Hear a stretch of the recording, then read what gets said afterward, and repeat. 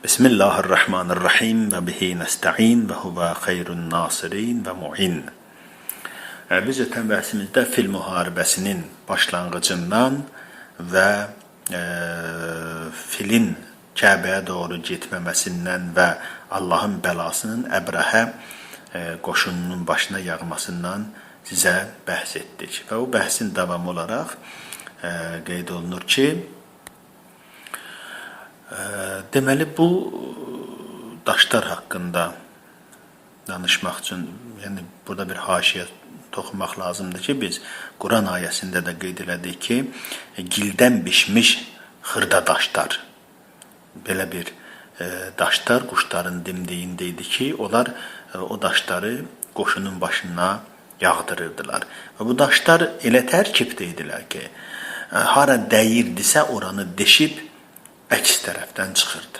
Əgər adam başına dəyirdisə ayaqlarından çıxırdı, sağ tərəfinə dəyirdisə sol tərəfindən çıxırdı. Və daşın xisləti belə idi ki, dəydiyi insanın bədənini xırda-xırda, tikə-tikə eləyirdi. Yəni ayədə də qeyd edilir ki, onların bədənləri meyvə yarpağı kimi olar. Yəni deşik-deşik olar. Belə bir termin işlətsə, bədənləri deşik-deşik olar. Və bu daşlar əskərlərin başına yağdıqca əskərlər artıq qorxu və heyrət içində Yəmənə doğru qaçmağa başlayırlar. Və yazırlar ki, bu daşlardan biri də Əbrəhənin başına dəyir və onu da öldürür.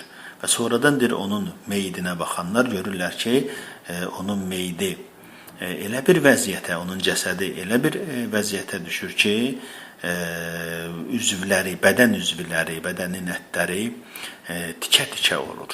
Hətta deyir ki, dərisi soyulmuş halda tikə-tikə olur. Allah Təbarəkə və Teala belə bir hadisə ilə fil səhabəsini, fil müharibəsini sona yetdirir və o fil səhabələrini məğlub edir. Yəni bu daşın tərkibi haqqında böyük araşdırmalara ehtiyac var. Alimlər gərək bunun üzərində işləyək ki, o tərkibi necə olub ki, o xırda bir noxud boyda daş belə bir fəsadlar törədə bilsin. Hansı kimyəvi tərkib olub?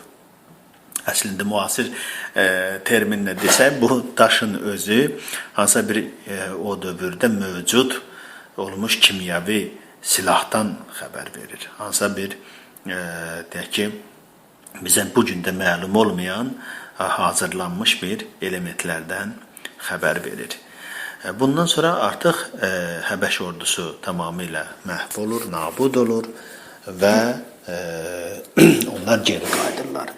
Bu müharibə bitdikdən sonra Əbdülmuttəlib dağdan enir və Həbəş ordusunun belə deyək ki,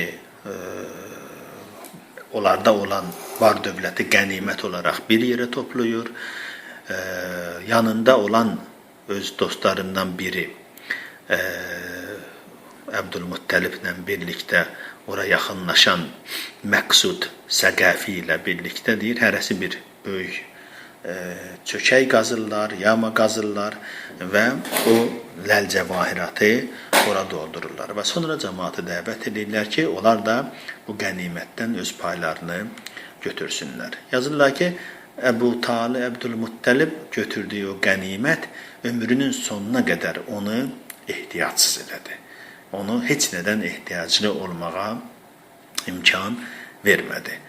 Ondan sonra bu cəsədlərin neynənməsi barədə hamı fikirləşirdi ki, bu qədər cəsədi neynəmək olar, harda bastırmaq olar və s. Bu vaxtdır Allah Təbarək və Teala Məkkə üzərinə çox güclü bir yağış yağdırdı və sel həmən o cəsədləri yuyub dəryalara, dənizlərə apardı və Məkkə onların o murdar vücudundan təmizləndi. Tarixçilərin yazdığına görə bu müharibə